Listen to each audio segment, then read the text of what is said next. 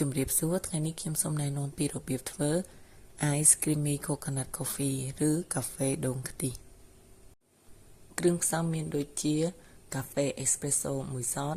ទឹកដោះគោស្រស់30 មីលីលីត្រម្សៅគ្រីម2ស្លាបព្រាបាយទឹកស្ករដូង20 មីលីលីត្រទឹកដូង100 មីលីលីត្រទឹកកក1កែវនិងថែមសាច់ដូងខ្ចីពីលើ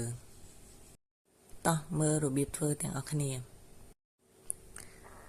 ដាក់ម្សៅគ្រីម2ស្លាបព្រាបាយនៅក្នុងកែវក្រិតហើយដាក់ទឹកក្តៅ20 មីលីលីត្រដើម្បីកូរម្សៅគ្រីមនឹងឲ្យបានសព្វល្អបន្ទាប់មកយើងចាក់ទឹកដោះគោស្រស់30 មីលីលីត្រចូលហើយយើងចាក់ទឹកស្ករដូង20 មីលីលីត្រចូលទឹកស្ករដូងនេះមានរបៀបធ្វើនៅក្នុងវីដេអូមួយទៀតយើងកូរឲ្យសព្វល្អហើយយើងចាក់ទឹកដូង100 មីលីលីត្រចូល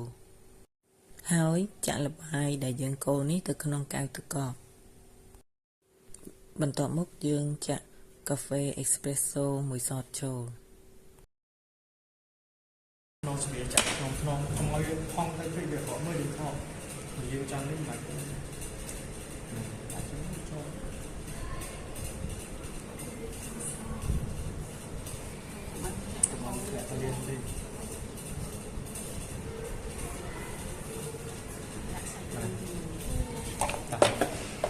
បន្ទាប់មកយើងដាក់សាច់ដូងខ្ចីពីលើជាការស្រេច